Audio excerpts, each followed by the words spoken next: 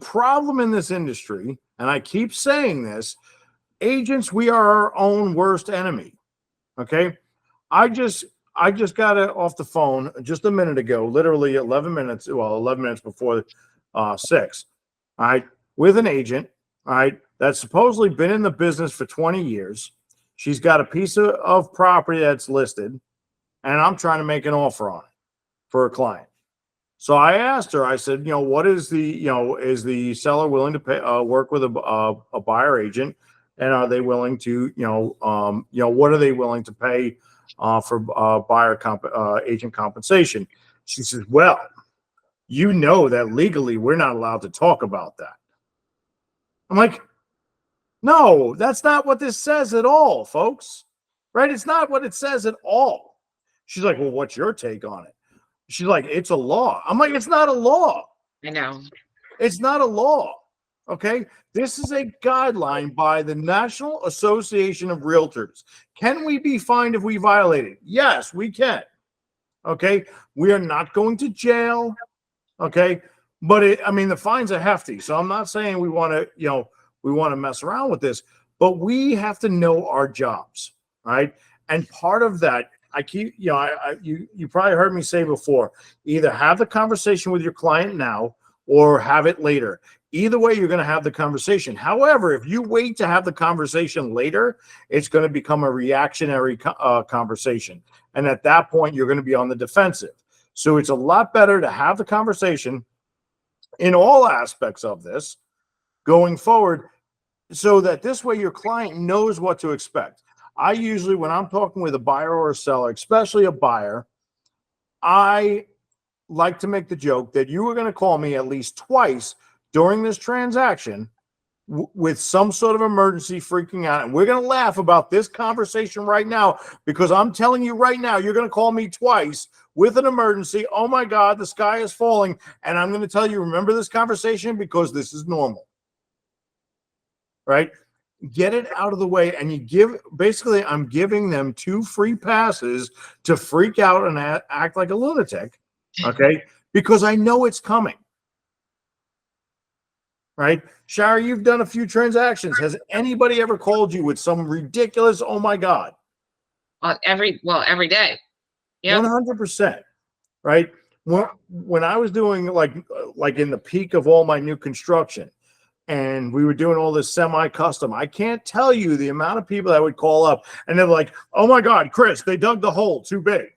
Oh my God, Chris, the foundation's too small. Oh, Chris, they put a 2x4 where they're not supposed to. It's all normal, right? Does that make sense? All right. So, but this is why we will always have a job. Right? If we do this right, because the buyers need the guidance. Okay. And how do we start that? I put in the chat, I put a link to one of the buyer's guides that I use. So you guys can all take it. Team, you already have it. It's in your drive, but I put the link there just so you have it. Okay. But I want to bring this up because this is like, it is the most important thing, whether you're dealing with a buyer or seller. And this is having this conversation with your buyers prior to any real transactions. This is going to set the stage. Okay. So are you guys all using the buyer presentation when you're sitting down with buyers? If not, we need to get on point with that. You all have this in your drive.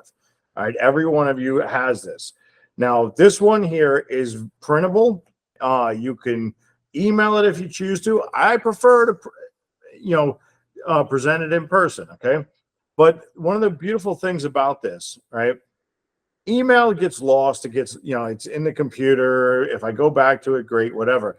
But when I print and I bind this and I put it in a nice folder or I bind it into a binding, this is going to stay on their table for the duration of them going through the transaction. Does that make sense? All right. They have something tangible from you. Now, I will also bring up to them, I am not going to read this to you.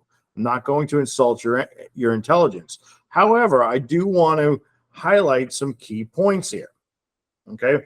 So obviously we have the nice pretty cover, and we will be updating this here shortly. You'll see if you look at the page count, I mean, it's 53 pages. I'm not going to sit there and go through every page, but I want to, the 10 steps, right? I want to make sure I'm hitting the highlights, research your agents, get pre-approved, consultation agency, make your list, right? Check it twice. What do you need in a home? Right? That's huge, right? And then the home search begins, write an offer, you're under contract, loans and inspections, title companies and deeds, and then home sweet home, right? This is just a guideline. Now, here's where I'm going to spend the bulk of my time. This is my handy dandy. If you didn't see it, it's my handy dandy flow chart, right? And when I'm sitting there, this is going to be the page that I spend the most time on. Okay, because I'm going to show them that this is a process, right? And this is not just me going, let's go buy a house. Okay, so right now we're sitting down. It's the first time we met. I'm going to sit down, and here's the flow chart. First thing is first, you got to find a trusted realtor that you get along with. And with any luck, that's me. And that's why you're sitting here with me today. So the first step's already done. All right. Now, why is it so important to get financially pre-approved? Daniel? Daniel knows. Just to make sure that you're looking at the right thing to buy. I mean, if you're not pre-approved, I mean, you're looking just window shopping, I guess. Yeah, 100%. Because I'm going to let you in on a secret. Okay. You're going to have somebody come walking through the door or call you on the phone. They're going to talk a good game. And, when you meet them, they're going to be dressed like $1 million, right?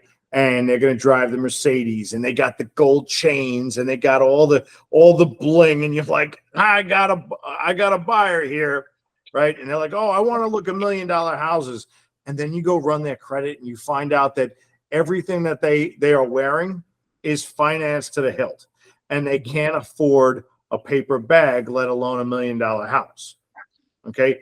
So obviously we don't want to call them out, but this is why it's so important. And by using this, it's here in the guideline. So this is not me messing with you. This is the flow chart of what we need to do. Does that make sense? Mm-hmm. Right. Having this and having it in a flow chart, and this is step number 2. Does that give you a little bit more leverage to say this is why we need to do it? Mm-hmm. Okay. Eddie, does that make sense? Yes, sir. It also, reiterates that answers a lot of questions like cash on hand, what you're going to need to close. You're going to, all these things that you could possibly answer for them, but will be answered all at one time. 100%. And the beautiful thing is, especially for those of you that are either coming back into the business or, you're just newer to the business in general, this is where you get to, without saying, hey, sorry, I'm a newbie. Hey, I haven't kept up on my NAR training, whatever. This is where you get to put them in front of somebody else that you know and trust that has, some additional experience where they're going to lay out the plan for them. Okay. We've been discussing on our team meetings, right? We've been discussing the fact that we have various different loan products and what they're all capable of, right? Well, we have a situation right now that we're working with that for a buyer, okay? We have a situation for a buyer. They have a VA loan with a $400,000 balance, right? No, yeah, I think it's $400,000 balance that they want to buy a $600,000 home with the VA loan here in Florida. Okay, they're moving from South Carolina to here. Okay, now, being that they have a $400,000 balance there, and they have, you're looking at a $600,000 house here, do they have the ability to use that VA eligibility and buy a home here? If they change, they change some I forgot the. I mean, Eligibility? they changed it. No, the way of life. I mean, they changed. Way of They life, moved. yeah. Okay, Uh-huh. you're right. Yeah, they can use it here. They that part we're golden on. But can they get in for 100% financing on on that $600,000 home? No, not the 600. Okay, so what happens? What do we have to do in order to get them qualified? What's the first thing we have to check? What their eligibility, right? Uh-huh. Now, if with the balance, right? Actually, I guess they probably owe a little bit less because I'm told they have about a $400,000 eligibility. Okay, so they have $400,000 eligibility. Does that mean that they can't buy a house higher than 400,000? No, they can buy. I'm trying to. I mean, I'm probably confused, but it's up to whatever in the area. I mean, if it's 500, I mean, they can go up to 500 or 600, depending on the area, right? At the 100% financing, Uh-huh. right? And Chris. the rest, Sherry? I'm sorry. Are you Sebastian? Oh, Sebastian's in. Okay, good. I thought you were kicking him out. He kept disappearing. Go ahead. No. Okay. He's No. one of ours. Okay, go. Sorry. Okay, you with us, Sebastian? Yeah, I was, Yes, sir. Yes, sir. Thank you. Kept on kicking me out, but I'm in here now. Thank you. Okay. I'm Sorry, not sorry. sure. I'm not sure why, but you should be good now. I'm good Okay, to go. thank you. Good to go. Thank you. So just since we're already here on the VA stuff, right? If we have $400,000 of eligibility, okay, and right now it's a little over 600,000, what happens? What happens with that additional money? How do we cover that additional money to get this one approved? Right? What? How much money does the buyer have to come to the Cash table your with? second mortgage. Okay. Cash a second. Anybody agree or disagree with Eddie? Can't you do a regular mortgage for the difference? If it's 200,000, that's a lot of money. You do not have to do any additional mortgages, right? It can be in the same mortgage. What is the maximum amount of dollars you can buy with the VA loan product in a mortgage? Oh, right now, they raised it again. Is it six something, or am I way off? Well, okay, so this is where the misconception, and I really, really want to make sure everybody understands this. That cap that everybody knows is the cap for the VA loan is the 100% cap. Okay, there is no limit on a VA loan for how much money you can borrow. We have lenders that will go as high, and that it is lender specific. Mhm. We have lenders that will go as high as $4.5 million on a VA purchase. Okay. But based on your locale, there's only so much you can do at 100%. Once you go over that 100%, you have to pay in a deposit 25% of the difference. Oh. So if we have $400,000 in eligibility and we have a 600 for our purposes here, $650,000 home sale, we're missing it. We're over by $250,000. So who wants to do the math and tell me what the down payment is going to be? Is it 50? 50, Yeah. 50, 6750. 6750. All right. So that's what they have to come to the table with. It's still a VA loan. Wait, hold on. You said 20% of the difference, and it's only 25. Oh, I'm sorry. So it's 20. You said we're $250,000 off, Correct. and then it's times 25%, Yeah. 6250. Okay, I got it. 6250. Maybe I didn't. I don't know how, but I could have. 6250 is the amount Mhm. you'd have to come to the table with. But Okay. hold on, back up. You said, why is their allowance only? What if their allowance is the full 100%? Like, why is their allowance only? Well, because if they had the full eligibility, if they didn't have the mortgage from the other place, Oh, okay, they would be able to go to the full range in the area. But they may still want to go higher than that range in the area. It's like 600 and change right now is the full full VA benefit in most of the areas in Florida. Okay. Okay, I think 670 is. I gotta double check it, right? All right. So to make it simple for somebody like me, forget another property for just a second. Let's just say they get the full eligibility and they want to buy an $800,000 house and the thing is only six something. So just to make it simple, they get the full up to the 600 and whatever. And then let's just say 200,000 again, make it easy for me. They would have to pay 25% down on that part, but 0% up Correct. to the, okay. So they can buy, okay. I've never had anyone ever, they always stay within. Yeah, because typically when we're dealing with a lot of VA buyers, right? So when we're looking at VA buyers, right, a lot of times we're dealing with younger people that are on the build-up cycle. And in most of our areas, the locale will more than be sufficient for the VA numbers. So if they don't have anything outstanding, typically we can get within the numbers. And with this house here at 600 and I think we're at 650, if they didn't have anything else, we would have full eligibility, right? But in this case, we don't. So, you know, and maybe we want to do a waterfront property or whatever it is. We can go up to 4.5 million based on the lender. The lender will have the guidelines. Now, Shari, you're married to a vet. Okay. If he had chose, he's like, you know what, Shari, I like you. I don't want to keep you around. I just don't want to do the whole marriage thing. And you two wanted to buy a house together. Can you do 100% financing? No, it's only 50%. And if he was, no, go ahead. It's 50%, but then you'd have to pay again 25% of your portion. Right. And if he didn't like me, I'd have to pay for it. He would say, you know, haha. Well, yeah.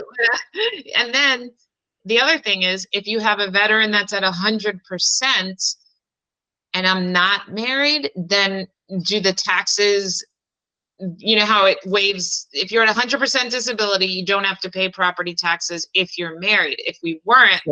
So yeah, so I'm still trying to get final clarification on that.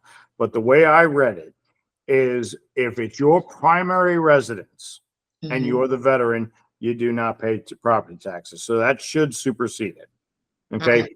But so if you're 100% disabled, okay, and you're and you have a home, whether you become 100% disabled during or before the home, your property taxes are waived. Now, up until a few months ago, they would have to figure in the taxes, and then after you moved in, they would deduct them.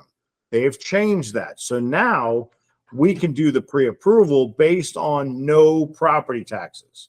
You're right. They had to do it based on what the taxes are now, and that would X them out because maybe they wouldn't qualify if property taxes are $5,000 shouldn't make a difference, but they're 15, 12 in some areas now. Well, yeah. So you get zero property tax. And if you have more than 10% disability, you also get to waive what? In a house? In a VA mortgage. Oh, that point, the 2.25% VA loan fee, whatever. The funding fee. The funding fee, which is 2.7% on your initial loan and 3.2%, I believe it is, on every subsequent loan after that. So, I mean, that's 3.2% that you don't have to come up with to purchase the home. Right. So all of these things, and I understand that, some of you guys are still learning and all that stuff.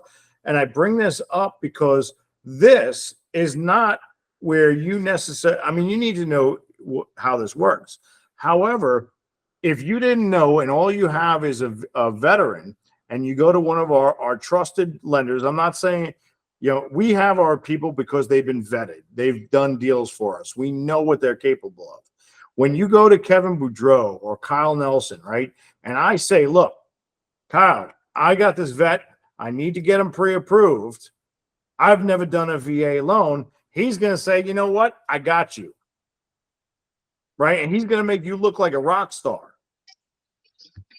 right? Because he do knows. you guys see how, I'm sorry, no, do you guys see how it's called, just enough to hurt yourself? Do you see that I knew 600 and something thousand? I knew 2 point something for the thingy fee. You know what I mean? At least I don't have to know that, but I have to know that these things exist. Even if you didn't know as much as I did, where I was sort of in the range of the numbers, like Christopher said, I go to Kyle and I'm like, Kyle, what are those 2 things? And he would explain them anyway, but it makes me more comfortable knowing that at least my mind is saying, okay, there's this thing that you don't have to do. And there's another, like, I know the touch points to bring it up, and then to put the, even at a buyer consultation, you could put those lenders on speaker and you look like a rock star. I'm like, what's that? And I make a joke of it. Thank God everyone thinks I'm funny, but I'm like, what's that fee thing? And then Kyle goes, no, that's the this, and fixes it. And then he says, and I said, what's the cap? And then that way I'm kind of directing the conversation. Kyle informs the buyers, and I'm not responsible because I stay in my lane. I'm not a mortgage broker. Yeah. And one of the little tricks that I do, right, when I know that I'm about to meet with a buyer, even now today, I know that I'm going into a buyer appointment. I will text my lender and say, hey, look, I have a buyer's appointment at 4 p.m. All right. Are you going to be around? Because if I call you, that means I got somebody on the hook I need you to do right then and there. Right. Now, all of a sudden, when they call, you're not calling and having to explain to them. You could just say, hey, this is Chris Nolan. I'm here with, Mary Jane, whatever. Wanted to just talk to you real quick. She's thinking about buying a house. And Kyle or Kevin or Jordan or whoever we're talking to, they already know why I'm calling. They know that window. I've just become the top priority, so I can get somebody on the hook. And you're not calling, hey, let me try this lender. Let me try this lender. Let me try this lender. It's just going to make you look that much stronger. Does that make sense? And to piggyback on what he's saying, guys, someone gave me a referral, and I looked at the who owns it. So it was a referral from Jacksonville to down in Fort Lauderdale. And I looked at who owned it, and I said to the guy, the referral agent, I said, who's this woman? He goes, oh, he said, so this woman put herself on a quick claim deed. The guy says he never signed it. And it was in 2005. So as an agent, I'm like, if there's a woman deeded on the property, she has to sign the listing agreement and she has to sign the contract. So I called Carol at Title, and I was actually able to pull the deed. I knew where to look on IMAP, but she did it. And she said to me, Sherry, this looks fake. The woman signed in the wrong place and signed his name. It's obvious. She said, I bet you we can fight it. So now when I make the call to the seller myself, I'm going to take the listing, but I'm going to say, listen, I can't put it on the MLS until we sort this out, and connect the 2 of them. So again, doing as much background, because I don't want to drag a buyer into this. I knew, even if you don't even know how to look at the deed or do what I did, I knew that there was a second name who he said doesn't exist on that, on IMAP. I looked to see who owned it. So now Carol is on speed dial. She's going to answer the phone. She already knows. It's funny you're saying this, because I definitely prepped this, and she's going to have a conversation with him, and we're going to get him out of it. But I am going to get the listing agreement signed, because I don't want anyone else to come in. And there's protections I can put that say, the reasons why I'm not putting it on the MLS just yet. I can go over that with you guys when we talk. But I want that listing and I want it signed, but I am not going to, drag other people into it. So we're going to work that out too, prior to. And I just built my value. Okay. I just built my value to the seller, because I'll bet you $100 nobody said that to the seller ever. That, they probably just took the listing, they're going to throw it on the MLS, and it's going to be a whole disaster. So no one said that to him. Yep. Does that make sense to everybody? So going back to this flow chart, right? So now we've got the lender, right? They got what they have to do for that, and consultation and agency. Folks, this is what all this stuff is about. Making sure we're getting that buyer broker agency agreement signed. Look at that, folks. We are 3 steps into this process. You are on your way to becoming a homeowner. All right. Do you see how I'm keeping it on point for the buyer? and we've already accomplished 3 of the steps out of this. Now we start to analyze the needs. Now this is where you get to really, really drive into this rapport. Okay. Building up, what is it that you need out of a home? Well, I want 4 bedrooms, 3 baths. I want this, I want that, whatever it is. Right. But what I'm really doing is, yes, I'm listening to what they're saying, but I'm also listening to what they're not saying. Right. Tell me about your life here in Florida or wherever they're moving to. Tell me about your life. What is it that you're looking for? Okay. I've had people that, oh, I want to build a family compound and all that stuff. And I'm like, not words I would ever say. Right. But some people think that's cool, to have all of their family members with, within just a couple of steps of each other. Right. So different people have different views on this stuff. Okay. And then start to preview select homes, schedule showings, tour prospective homes. It's a process, right? Write the offer, the negotiation, contract acceptance. This is all stuff that we're going to be, leading our clients through. Now you'll see we have the little color chart, right? The white is what the realtor does. The blue is what the lender does, and the red is what the title does. So you see the components that fall on you as the realtor to help your buyers get where they need to be. Okay. Now, when we're looking at all this stuff, right? When we're looking at all this stuff, it starts to, we've talked about this before, the value that you bring as a buyer's agent. I know it's a lot bigger than this, but this is all huge, right? Right? Everybody's heard of FPL, right? Right. What is FPL? Florida Power and Light, just in case nobody's on this side of town. I don't think they are. I'm sorry, say that again. Florida Power and Light. I think everyone else has somebody different. Well, okay, but it would make sense that Florida Power and Light, right, by the name, would service all of Florida, but they don't. Okay. Do you know that the only way, if you live in Fort Pierce, if the only way to get your power turned on is after settlement, you have to take a physical copy and go to the power association and give them a copy of your settlement statement so that they will transfer the account into your name. Right? We had a guy that bought an apartment building with 8 rentals in there with tenants. Okay. And he chose not to listen to anybody. You think his tenants were happy when that power got shut off? No, they were extremely unhappy. Okay. Your buyer's not going to be happy if they get to the settlement table and they didn't turn on the power the right way. All right. It sounds silly, but these are things that if you don't know, you're not going to do it.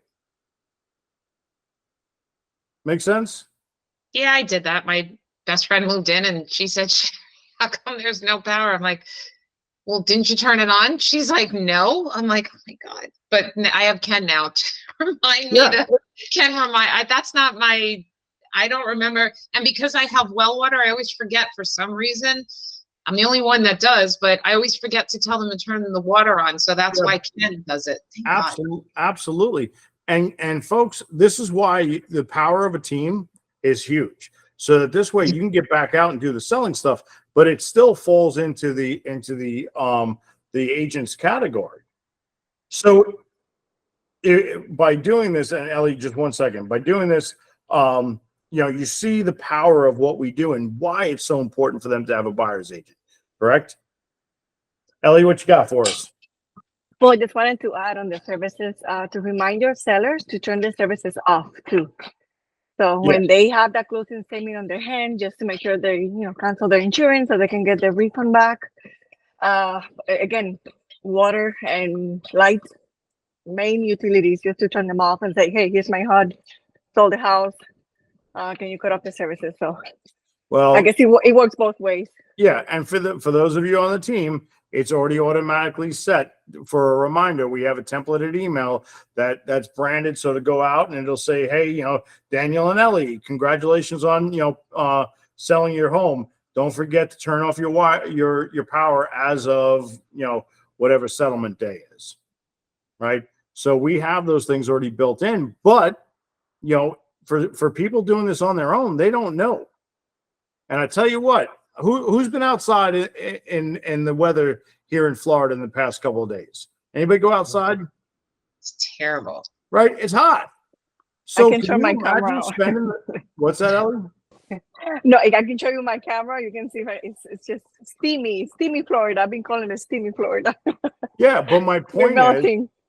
is that if your buyer buys a house and they settle today and they have to spend the next 2 to 3 days with no power and no air conditioning, they're going to be a little upset. Okay. This is why I don't worry about my job. I worry about other things, but not my job. Not anybody coming for my job. Make sense? Any questions on that? Chris, I do have a question, but not on the utilities. If I can, maybe I can wait till the end, but I have questions about the VA loan a little more. Okay, well, why don't we cover that real quick? Okay, good. When you were talking about the 600,000 for the VA loan, and you said, well, we have a 250,000 balance, and then are they using the same lender to qualify for that extra money? It's the same loan. It's the not same two loan. different loans, folks. Okay. It's Just not two different loans. So please don't get that mixed up, because you're not doing it's still one loan. It's only that dollar amount for the 100% financing. Financing. Right? Okay, great. It's still 100% the same loan. Perfect. And then the second question on that is, how do they qualify for, like you were talking about the 4 million something? How do we know that? Just come down to their paperwork, like 100%, yeah. dead. Okay, the same way as anybody else. Okay. Yeah, and you know what? If we're in the $4.5 million range, most likely you're going to have a lot of cash on the table. You're not going to find many people that are going to try and finance a $4.5 million home. That mortgage would be through the roof. And those people that can afford a $4.5 million house are pretty savvy. Okay, but if I am going to use a loan, if I was going to buy a $4.5 million home, right now, for me personally, I would still use the VA loan. And why would we do that? Right? It's about 0.5% lower than any of the other loan programs, right?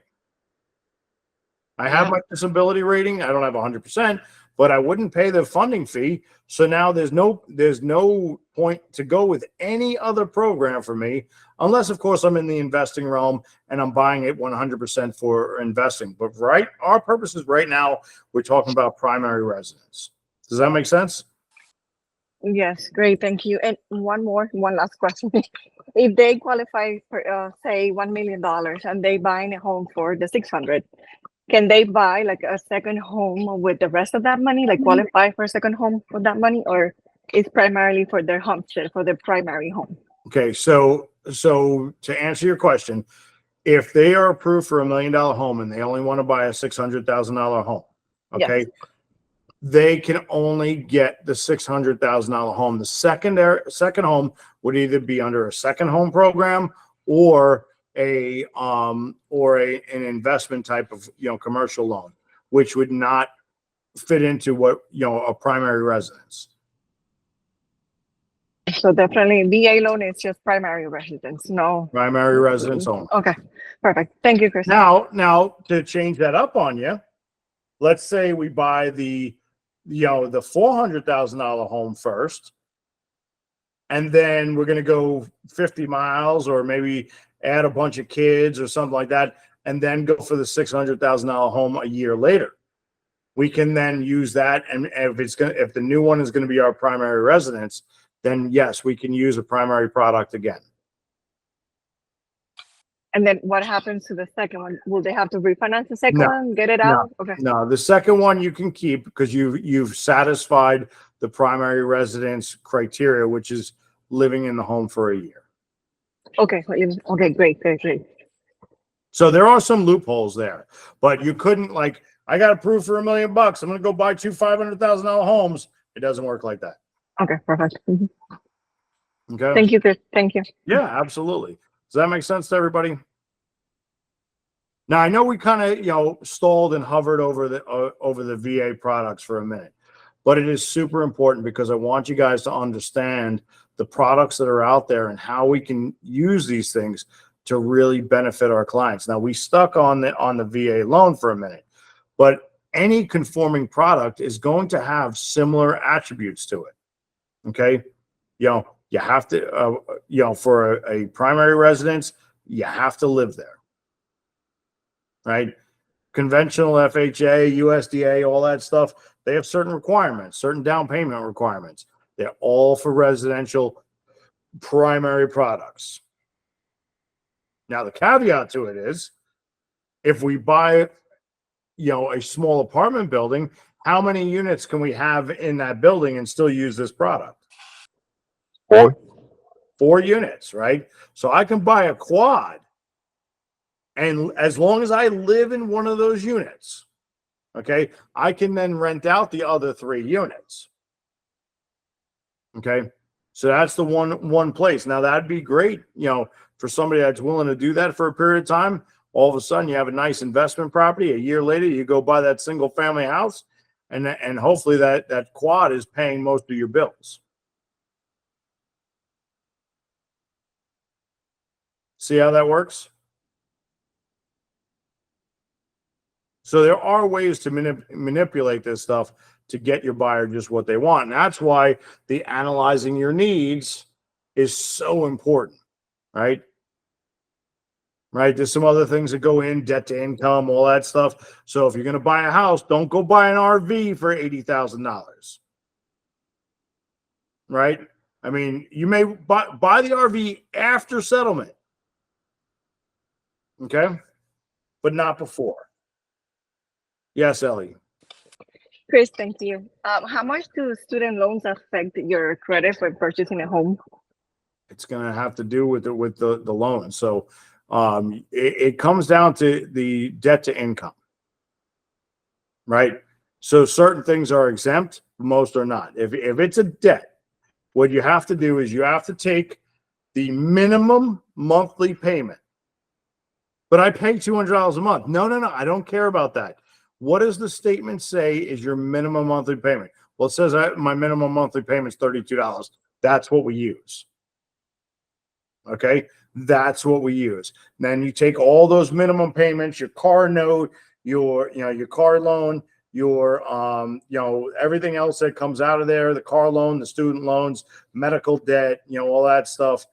And then they take the minimum payments and then they divide it, and that's where they come up with the debt to income ratio. Does that make sense? Yes, thank you. Perfect. I wasn't sure if some debts weighted more than others, but I know.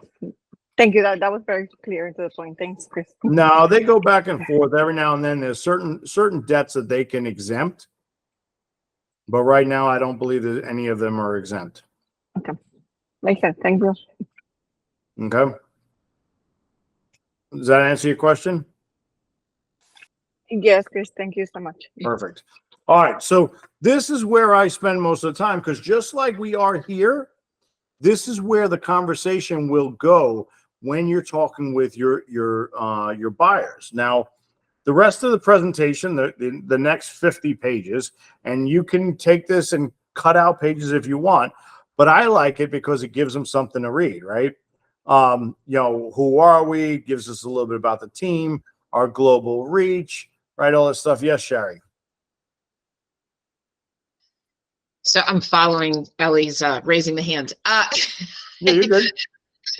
I want to take it a step further too. It's funny, in the meeting we had this morning with my company, we focused on this. So it's very funny that this is, top of mind for obvious reasons.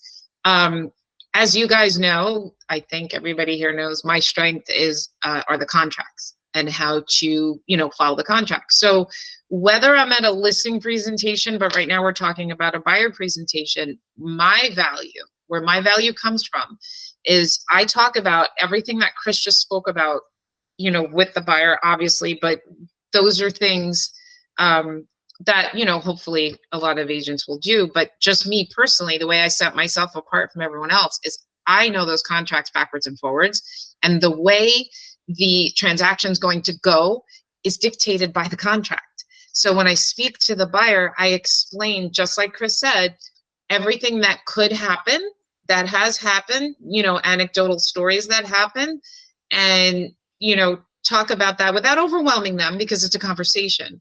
But then I show them all the ways that I am going to protect the buyer, walk them through it, and protect that deposit. My only job is to protect that deposit and make sure it closes.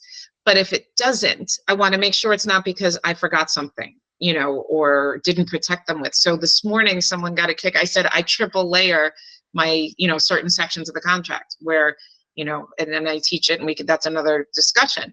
But by showing the buyer, you know, this has happened, but that's not going to happen to you, and this is what could happen if this happens, you know, just a few scenarios, not to overwhelm them or scare them, but to just go through it. And then I say, you know, any other questions, and they don't have any because they know. And then what Chris always talks about is, you know, again, it takes practice to do this, and I joke around with you guys, but I do not attack it like my hair's on fire or it's doom and gloom. I just go through the contract with them and talk about different scenarios and what we're going to do to circumvent that, what their responsibilities are, what mine are, okay, and why I'm doing what I'm doing, so that when it does happen, this is my favorite thing. Again, I've told you guys this, behind the scenes makes such a big deal out of something not appraising, or we need a new roof, or I'm like freaking out behind the scenes. And when I call the buyer and tell them what happened, they're like, yeah, okay, so you said that was that could happen, and you told me that we could do A, B, and C, so I pick C and make it happen. And I'm always like, oh, thank God, you know, like, and it makes it easy for them and for me. You know, when I call you guys, I might be hysterical, but not in front of the customer, and because I've already prepared them with that. Just a quick thing, really quick. We talked about this today, and I do this. Insurance apparently statewide is becoming a big thing, and it's getting out of control. And what I have learned, and I do this because of hurricanes, because I have had closings being held up. You know, again, sometimes 15, 20 years ago, what we did is not the right way to do things. We used to just get insurance 2 days before closing, lock it in, and not think anything about it. Well, surprise, you know, there's things that could prevent us from closing if we don't do that. So what I did with my latest purchase, and the inspection period was over today, and we didn't have the inspection until Friday. Guess what I did? I took that 4-point in the wind mitigation, and I sent it to my insurance broker immediately, because the house did not have storm protection. Brand new roof. They're literally in the middle of putting it on now. They couldn't even inspect the whole thing because the roof was off. So the roof's going to help, but my alarm bells were going off, going, oh my God, there's no shutters, there's no nothing. And if the insurance is too high, we're not going to be able to back out of it later on, which I'll get into another time too. But guess what? During the inspection period, we can back out anytime we want to. So I sent it to them, and it was freaking awesome. St. Lucie County, they don't care like we do in Palm Beach County and Broward and Miami about storm protection. There's no shutters, there's nothing. They were like, big deal. The house is an old house, brand new roof, no storm protection, $1,800 a year, Citizens quote. I literally said, I called them up and I said, I'm so awesome, because the lender was saying to me, listen, they're very tight at 400,000. And if their insurance is over this dollar amount, they're not going to qualify. So I built it into that. So I'm just giving you that as an example. When you do things like that, they're going to refer you, and you make it painless. Yeah. So on that note, all right, when you get the pre-approval, right, we know it's based on a few things, right? Principal, interest, what else? Taxes and insurance. Taxes and insurance, right? So they're going to use general taxes and insurance. So based on where we're going, that can make a big adjustment. So you may have a $400,000 approval, but you might only be able to get 390 on this particular house. Oh, excuse Right. me, an HOA or condos fees. Yeah, Those HOA. Well, yeah, but the initial one is going to be based on the 4. And then if you decide to go to a condo or an HOA, you got to figure that in too. Okay. So my recommendation, I know we're at almost to the top of the hour, is take this presentation, read it. Okay. I don't need to, recite this whole thing to my clients. However, if there's a question, right, consultation and agency, right, there's, is tons of resources in here. Look, rental amount, right, 800, and I probably need to update this since they're going up, right? But look at, a $2,000 rent a month rental. If I have it if it stays at $2,000, which we know a rental is going to go up over time, but if it was to stay at $2,000 over 15 years, look at how much money I'm spending in rent. That's $360,000 that you just threw away. Who wants to throw away $360,000? I don't. Okay. So use these tools. We've built them in here. We put them all here for you. But read through this, because when you start to get these objections, you need to know it's in there so you can turn to the proper page and say, well, here, I'm glad you asked that. Here's the reasons why, right? Commitment, loyalty, right? Just some more resources for you. What do you bring into this? What exactly is agency, right? A signed agreement that outlines the expectations of both of us, the buyer agency agreement. You muted there, Sherry. Sorry, do you leave this with them? 100%. 100%. I print this, I bind it, I put it in a nice little, bind it or put it in a folder, and I leave it with them. So you bring it with you and then leave it with them? Yeah, I always want to have something tangible to leave with them when I leave. Sound good? Ellie, what you got? Chris, is this different than the magazine that you gave us, or that we have for the Nolan Group? It's different. It's Okay. two different products, right? The magazine is more a little bit general. This one's a little bit more just for the buying side, right? Okay. The magazine, it's nice. It has and use the magazine, right? Yeah. It's We have professional. been using it. Yeah, we have been using it, just talking to people and, hey, here's some information for you. Here's my card. So just wanted to see. Yeah, it makes sense. This is utilize more it. buyer presentation. Okay, I see. Yeah, that's something that it will be left on the coffee table, right? It's going to be something that they turn to, right? I always, I'm always scouring the room when I go into an appointment with a buyer or seller. I'm scouring the room to see what other real estate materials they have, because based on those materials, as you start to do this more, you'll see the different materials and you'll know, oh, I do the same. I have that same tool. I can whip that up in 30 seconds. Folks, if you can do it in 30 seconds, all right, it's probably not the best tool out there. And if somebody else is using it, like on the CMAs a lot, these automated CMAs, they're no good, right? This, granted, you can print it out in 30 seconds, but this took a lot of time for us to build, right? And this is 100%. This is 100% us, right? We took time to build it, right? What are your top 10s, must-haves, wishes, and absolutely nots? Oh, what happened? Oh, there we go. You know what I'm saying? So, absolutely not. I do not want to have a pool. All right. Even though we're in Florida, do you have clients that say that? Yeah. For a few different reasons. Right. So, use this stuff, when you're talking with people. Okay. But print this out, read it, go through it. Sound good? And I'm not going to read the whole thing to you because I'm not going to insult you guys. And I know you guys can all read, but read this, utilize it, put it to work. So when you get there, you're prepared. Sound good? Any other questions? just my usual public service announcement. We haven't been consistent on the Zooms. I had jury duty last week, as you all know, and don't have that anymore. So the Zoom is back on tomorrow morning. And I'd love to see you, because now we're getting into the more interesting stuff here. Awesome. You know, it's not so overwhelming anymore. I like it. I like it. Folks, we got a lot of stuff going on. The internet is starting to pick up, buyers and sellers coming out of the woodwork. I said it the other day on our team meeting. I believe that 2025 is going to be insane. Okay. Good. I believe it's going to be insane for a lot of different reasons. It's not going to be the same insanity that we had in 2020, but we are going to have a lot of people trying to buy and sell. This is where we make our careers. However, no, actually, when did I say that? I said that before the holiday weekend. And sure as anything, I was working all weekend and I could not find an agent anywhere.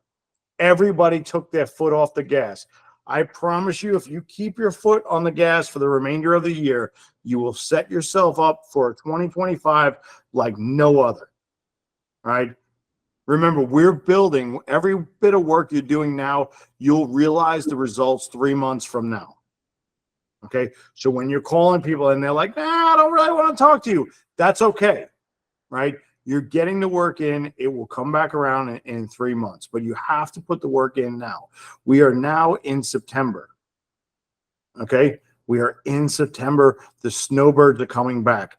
The market people are coming through. They're going to start to look. You cannot afford to take your foot off the gas now. Chris, tell everybody what happens to our industry from like really almost Halloween, but Thanksgiving to Christmas to New Year's. Like what happens? Agents take their time off. They stop working. They go spend time with their families. And I'm not saying don't like your family and spend time with your family. You might like yours. That's fine. Right? However, right, we need to be deliberate with our time. Right?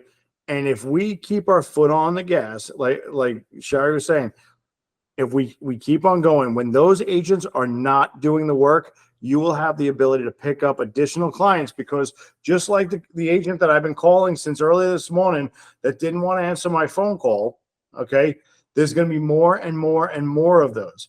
Oh, it's a $300,000 house. I can't be bothered. I was on the phone with an agent earlier, right? He's like, oh, I'm so sorry. I couldn't answer your phone call. I was driving in my Lamborghini and the Bluetooth doesn't work. I'm like, first off, right, why are we saying we're name dropping Lamborghinis? Like, it impresses me that you drive a Lamborghini. Okay, I love Lamborghinis. And even if I could afford one, I'm not using it during work days. Okay. And I'm never going to say, oh, my Lamborghini. Because you know what the first thing I'm going to do?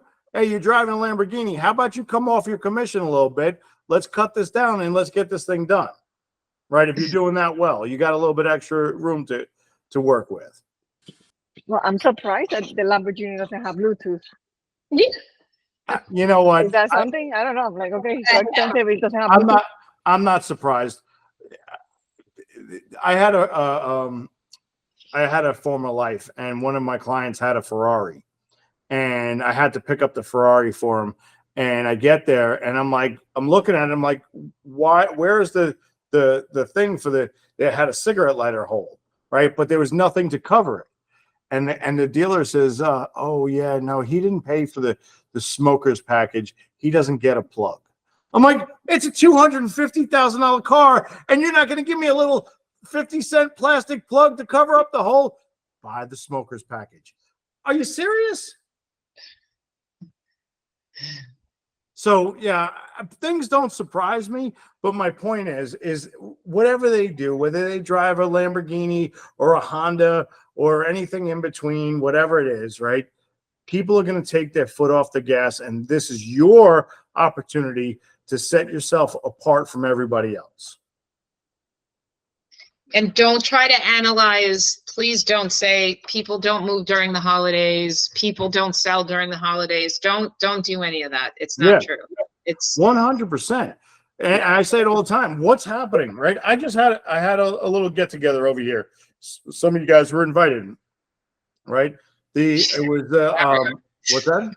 Whatever. Well, all of you guys were invited. Most of you guys didn't come.